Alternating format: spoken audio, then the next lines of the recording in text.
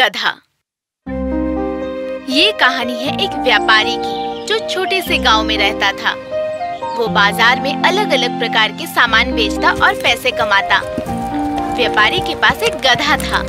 वो सामान की बोरी उस पर लादता और बाजार में बेचने जाता। व्यापारी अपने गधे का बहुत ख्याल रखता था। वो जानता था कि गधा उसके व्यापार के लिए बहुत जरूरी है। गधे को बहुत साफ और स्वस्थ रखता, उसे बहुत बढ़िया खाना देता। गधा जवान और शक्तिशाली था। वो ढेर सारी बोरियां लेकर बाजार चलता था, लेकिन गधा आलसी भी था। उसे काम करना पसंद नहीं था। वो सिर्फ बैठना, खाना खाना, आराम करना और सोना चाहता था। अरे, फिर से बाजार जाना पड़ेगा। मालिक मुझे कभी भी छुट्टी नहीं देते। मुझे छुट्टियाँ बहुत पसंद हैं। शायद उन्हें आराम की जरूरत नहीं है, पर मुझे है। लेकिन गधे को ये नहीं पता था कि अगर व्यापारी एक दिन भी छुट्टी लेगा और बाजार नहीं जाएगा तो उसे कितना नुकसान होगा।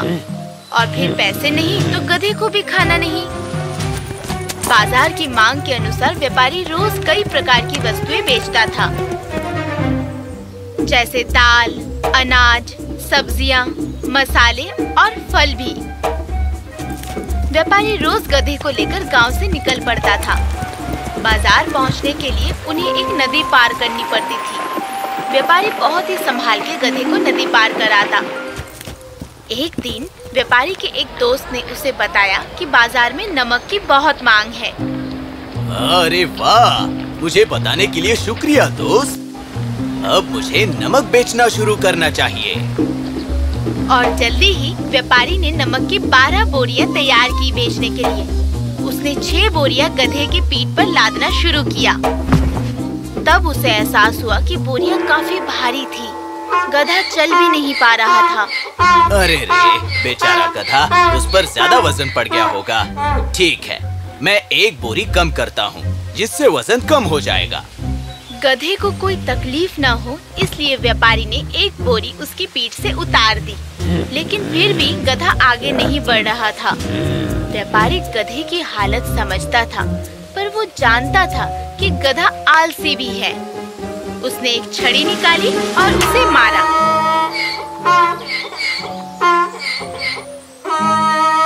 अरे अब चलो भी, इतने आलसी मत बनो। तुमने बहुत आराम कर लिया है। अब हमें बाजार जाना है।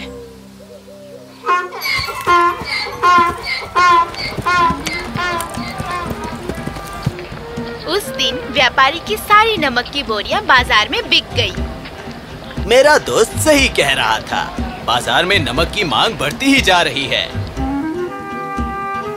व्यापारी ने रोज नमक बेचना शुरू किया। वो नमक की काफी बोरियां भरता और फिर गधे पर लाद देता।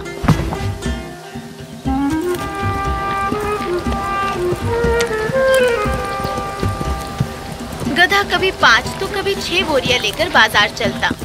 वैसे तो गधा कभी खुश नहीं होता, पर घर लौटने पर राहत की सांस लेता। व्यापारी के सारे नमक की बोरियां खत्म हो चुकी थी, इसलिए गधे को थोड़ा आराम मिला।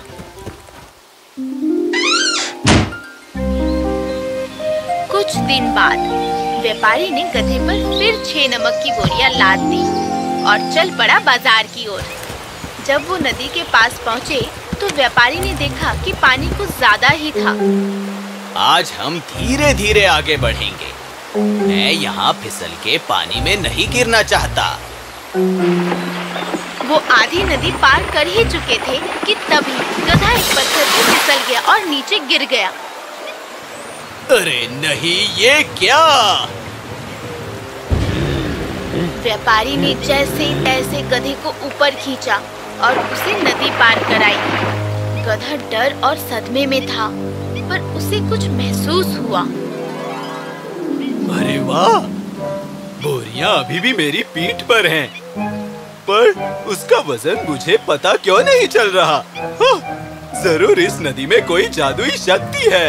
अरे वाह, अरे वाह।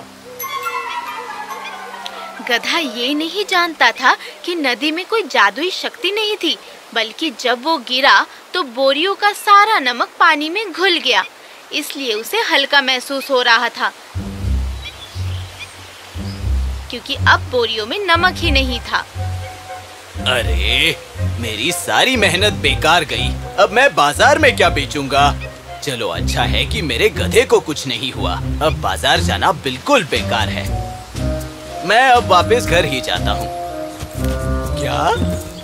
पीठ पर कोई वजन नहीं और काम से भी छुट्टी? ये तो सच में जादू है। अरे वाह, अरे वाह! अपनी अधूरी सवारी करके गधा घर लौटा। उसके पास पूरा दिन पड़ा था। उसने भरपेट खाया और सो गया। वो बहुत खुश था। अगले दिन व्यापारी ने फिर 6 बोरियां भरी और गधे पर लाद दी और बाजार की ओर चल पड़ा।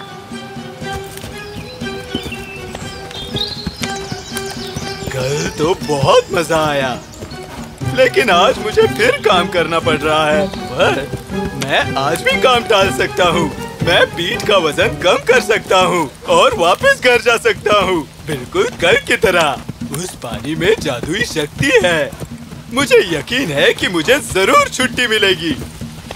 गधे की नीयत से अनजान व्यापारी चल पड़ा बाजार की ओर।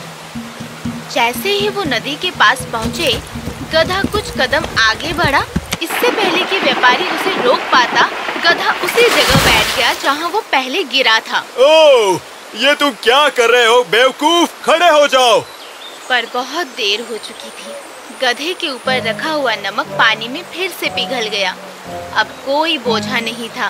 गधा बहुत खुश हुआ। अरे वाह, काम हो गया। कोई वजन नहीं और कोई काम नहीं। आखिर ये हुआ कैसे? एक मिनट, कहीं ये गधा जानबूझ के पानी में तो नहीं बैठ गया? ओह, ये कितना आलसी जानवर है। मैं इसकी इतनी देखभाल करता हूँ और ये ऐसे मुझसे बर्ताव करता है।